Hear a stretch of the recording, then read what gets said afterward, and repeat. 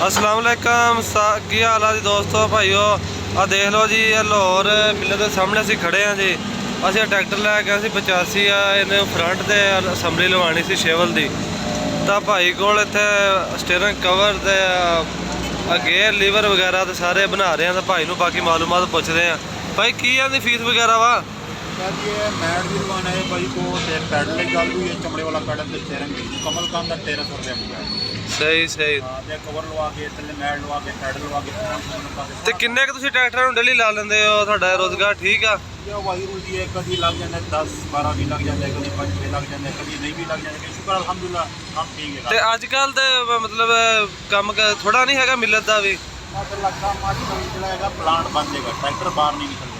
अच्छा हाँ मतलब काम शुरू होता है, सादा काम शुरू अलहमदुलिल्लाह 4-5 गेड़ी का रोड लगा है। सही सही सही हो गया।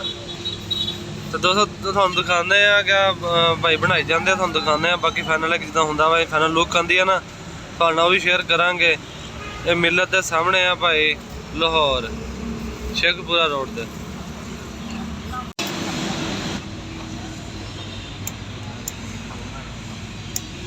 कवर कवर अच्छा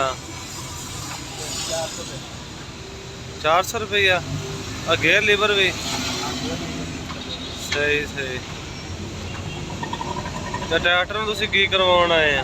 ट्रैक्टर में की करवाना है? सेवन लवाना है, ये पंप लवाना है, उसके बाद पंप काला भी पै जाए, हाथ भी भाई देखिए। सही सही सही सही। दोस्तों तो पहले पिछे वेट वगैरह लगा सी, पिछे पंप लगा सी, उन्हें अगे लाया ला रहे पंप। तुहानूं वो भी तुहानूं शेयर करांगे कि वो किस तरह काम करता वा। तो बाकी तुहानूं भाई स्टीयरिंग वाला दिखा रहे हैं, लगा खड़ा अपने काम करन। आ देख लो